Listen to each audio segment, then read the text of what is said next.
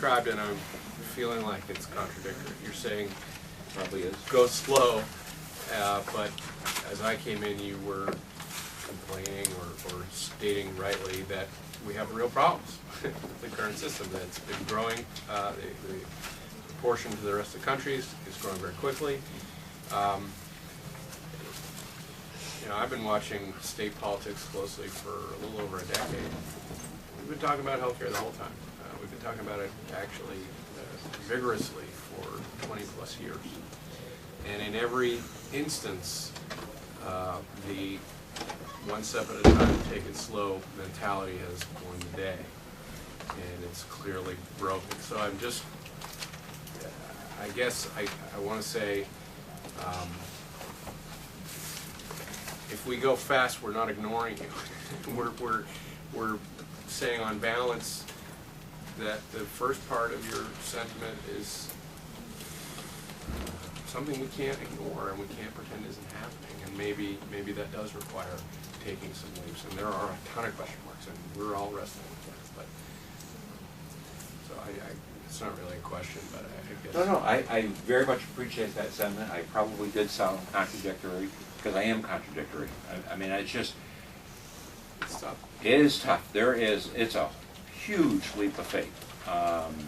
As I said, you know, the foundation, we don't even know what kind of house we're building and how we're going to pay for it. And again, you know, maybe that's what has to happen in terms of shaking up the system so that, you know, we do better. However, there are an awful lot of things beyond our control. You know, I met with the Bank and Insurance Commissioner, and you know, he said, you know, Steve said, you know, hey, we need that federal funding, which is in the federal bill, in addition to the waivers and all that, and that's great. However, you know, we can't ignore, you know, Washington's got its own problems. You know, they've got a divided Congress. You know, they're finally waking up that, you know, maybe we've been spending on the credit card for a little bit too long, and we don't know what Congress is going to do on funding. I don't think they're going to repeal the federal health care bill anytime soon, but funding is a very open question. So all I'm saying is, so we jump in and we say, okay, we're going to have one exchange tomorrow with everything all merged in at once. The little bit I know suggests, you know, based on some of the other testimony, that associations might have to pay more because they're the better risk going into the pool, and the non-group market, you know, is paying more, and they might get a little break. I understand it comes out in the wash. So you're asking our members to pay more. You're also sending a very strong signal that in a couple of years we're only going to have one carrier. So what happens to those other 2 or 3 carriers that we have in the market? Do they say, we're going to be out of here anyhow, so either we stay in the market and not be very aggressive about it? We don't have much competition now. So listen, and then we find out in 3 years, we can't do it. Uncle Sam said no. Well, the feds have decided that you're getting rolled in there eventually, pretty quickly. We may just speed it up a little bit so we don't have so many steps along the way. And the other thing is the feds, to their credit, you won't find me saying that much, the funding is built in as a tax mechanism, so it's not as subject to the whims of spending from whatever Congress is. So in that way there is some certainty. I mean, nothing can be absolutely certain. But you know, the idea that competition is helping is really debunked by the problem. We spent $5 billion last year. It was a $1.5 billion tax on business. It's a very real problem. Yeah, no, I understand it, and I'm not going to defend our current system. I just would like to know what the new system's going to cost. So besides what's it going to cost and what's it going to look like, what are some of the other questions that your association has? I mean, I understand those are big questions. But are there other big questions that we should be thinking about? When you say what is it going to look like, I mean, if we get to the point where we're going to have a common level of benefits, what are those benefits? I mean, that's something that's very personal to all of us. you know, all of us have different healthcare needs, and, you know, some people use a lot of prescriptions, some people don't, but, you know, if we go down the road and saying we're gonna have one plan, then what is that plan?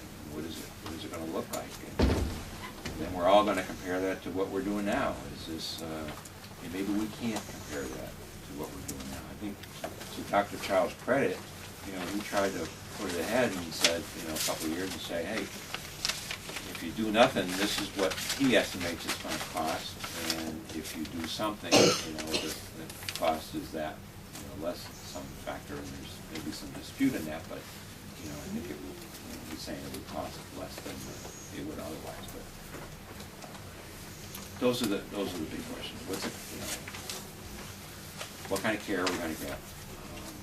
How are we gonna pay for it? And how's it all gonna work? I mean, I guess I'm you know, we get to that point, I'm less concerned of who we're paying. But how much we're paying does make a difference.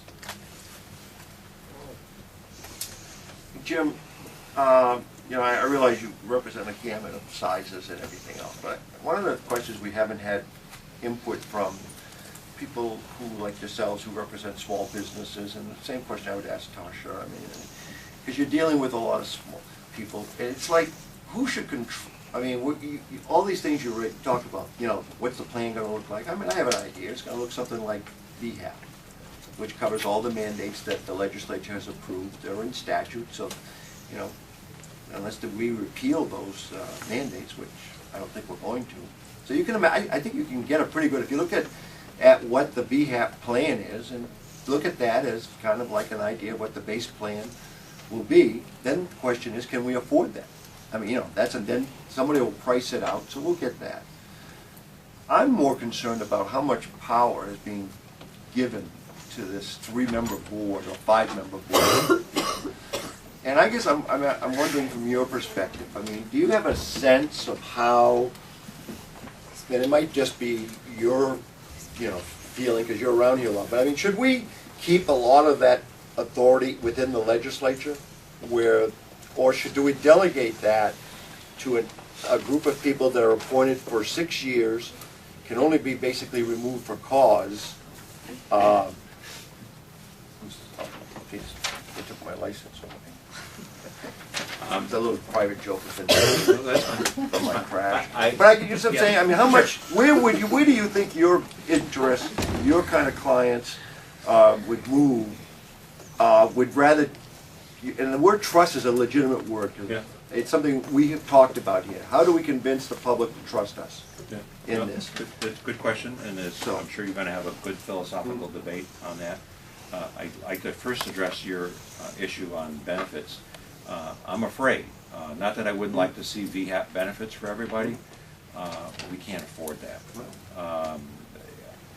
I mean, just look at the private market. Private market is not the equivalent of VHAP. VHAP is a richer program, richer benefit levels than you know, what especially small businesses, you know, have been able to afford and offer. So you just have to. So if you're going to expand the richer plan to everybody, it's going to cost more unless you're just going to pay VHAP reimbursement rates for everybody. No. I mean, that's another question. And then that may cause other problems, right? Like some of our providers.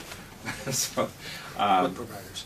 Who do you trust? I mean, where would you like to see the authority? But in terms of, you know, if you set up some type of government-run single-payer system, personally, I don't think what the administration laid out in terms of a public service type board is necessarily the wrong way to go.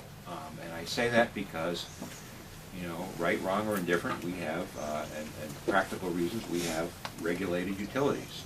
We didn't want to set up a system where we had, you know, 3 or 4 power lines coming to everyone's house to offer customers a choice on the power. So we set up a public service board, and I do think there's merit to be said.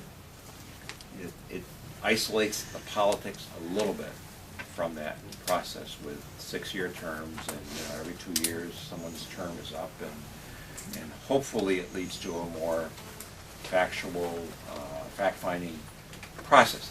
I will say, however, on the other side, the Public Service Board is extraordinarily hard and extraordinarily expensive for individuals and even business groups to participate in. It's just, I think it's, you gotta have lawyers, you gotta have, it's hard. So, there's pros and cons, but I do think if you leave it too political, that causes other problems. And I'm not criticizing you folks, No. but it's just hard. I just want to affirm the great caution you've given us as a group, and Paul mentioned trust, and I think if we really think about this and take those smaller steps and walk before we run, and take it in little bites like you're saying, we can hopefully have a win-win situation. Win for you, for all the small grocers we have in all our communities. I have many in mind, and I want to keep them happy, and you have that balance of the high cost of healthcare right now, or where we go in the future. But thank you for your comments, and we'll consider them. Appreciate the sensitivity. We hope, we end up better, and we really do want you to succeed. I can't underemphasize. I just say, it's hard not knowing what it is we're going to be buying. That's all.